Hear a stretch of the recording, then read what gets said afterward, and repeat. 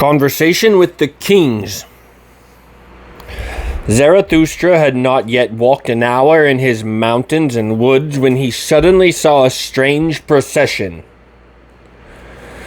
On the very path he wanted to follow down, 2 kings were approaching, adorned with crowns and crimson belts, and colorful as flamingos.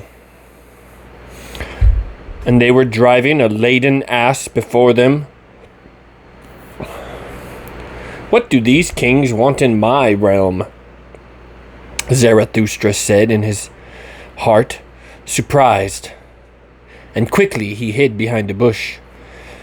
But when the kings came close, he said, half aloud, as if talking to himself, "Strange, strange! How does this fit together? 2 kings I see, and only 1 ass." The 2 kings stopped, smiled, looked in the direction from which the voice had come, and then looked at each other. "Something of the sort may have occurred to one of us, too," said the king at the right, "but one does not say it."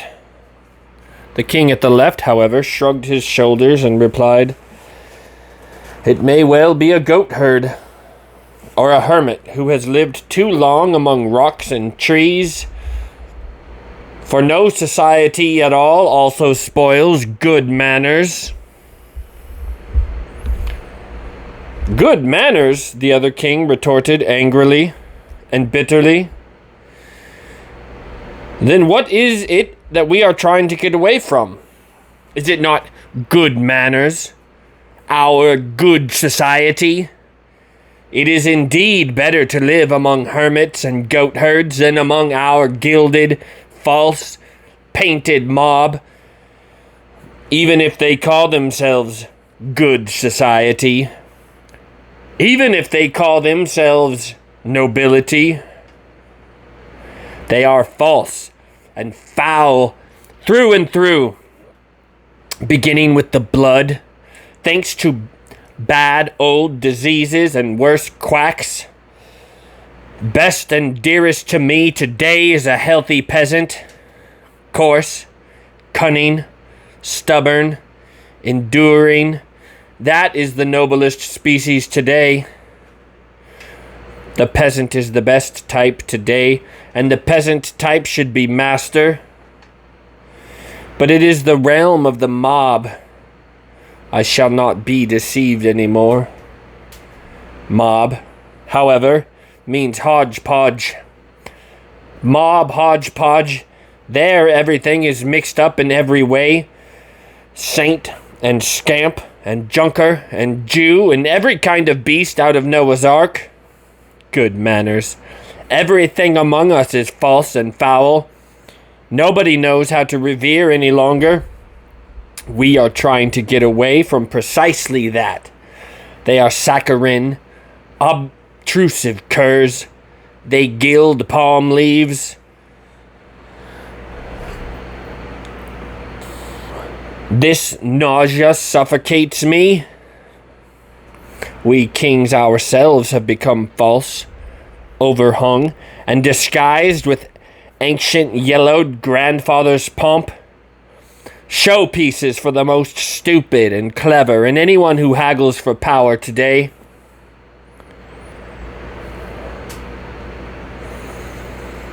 We are not the first, and yet must represent them. It is this deception that has come to disgust and nauseate us. We have tried to get away from the rabble. All these scream throats and scribbling blue bottles, the shopkeeper's stench, the ambitious wriggling, the foul breath. Few for living among the rabble, few for representing the first among the rabble. Nausea, nausea, nausea. What do we kings matter now?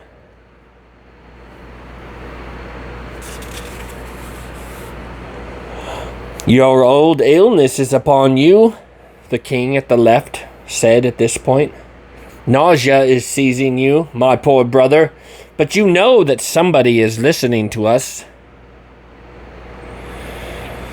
Immediately Zarathustra, who had opened his ears and eyes wide at this talk, rose from his hiding place, walked toward the kings, and began, "He who is listening to you, he who likes to listen to you, O kings, is called Zarathustra. I am Zarathustra, who once said, 'What do kings matter now?' Forgive me. I was delighted when you said to each other, 'What do we kings matter now?' Here, however, is my realm and my dominion. What might you be seeking in my realm? But perhaps you found on your way that I am looking for the higher man." When the kings heard this, they beat their breasts and said as with one voice, "We have been found out. With the sword of this word, you cut through our hearts, thickest darkness. You have discovered our distress, for behold, we are on our way to find the higher man, the man who is higher than we, though we are kings. To him we are leading this ass. For the highest man shall also be the highest lord on earth. Man's fate knows no harsher misfortune than when those who have power on earth are not also the first men. That makes everything false and crooked and monstrous. And when they are even the last and more beasts than man, then the price of the mob rises, and eventually the virtue of the mob even says, 'Behold, I alone am virtue.'" "What did I just hear?" replied Zarathustra. "What wisdom in kings! I am delighted, and, verily, even feel the desire to make a rhyme on this, even if it should be a rhyme which is not fit for everybody's ears. I have long become unaccustomed to any consideration for long ears. Well then." But at this point it happened that the ass too got in a word, but he said clearly and with evil intent, "Yee-haw."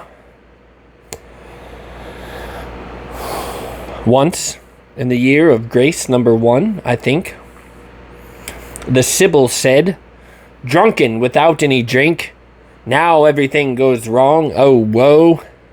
Decay, the world has never sunk so low. Rome sank to whoredom and became a stew. The Caesars became beasts and God a Jew."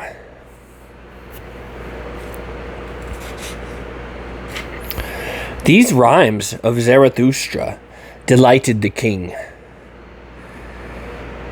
But the king at the right said, "O Zarathustra, how well we did to go forth to see you, for your enemies showed us your image in their mirror.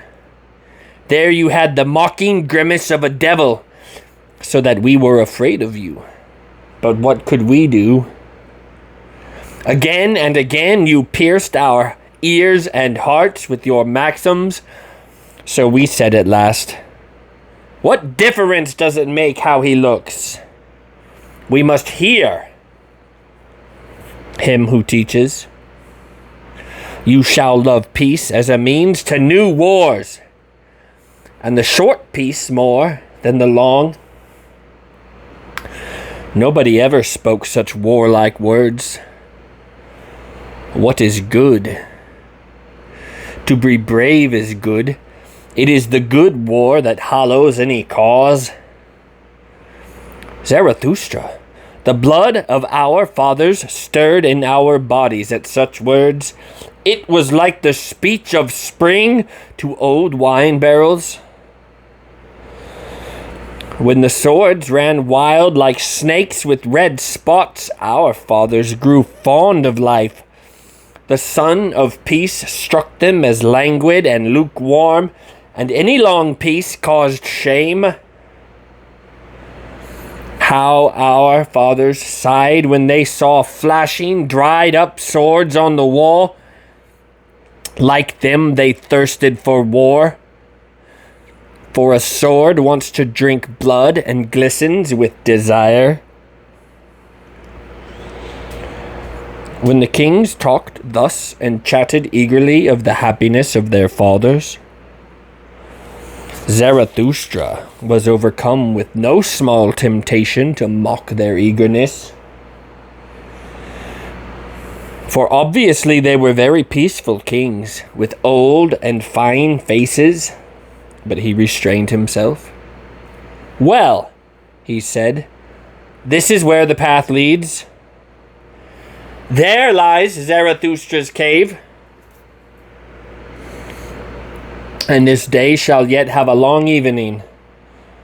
Now, however, a cry of distress calls me away from you urgently. My cave is honored if kings want to sit in it and wait. Only, you will have to wait long. But what does it matter? Where does one now learn better how to wait than at court? And all the virtue left to kings today, is it not called being able to wait?" Thus spoke Zarathustra.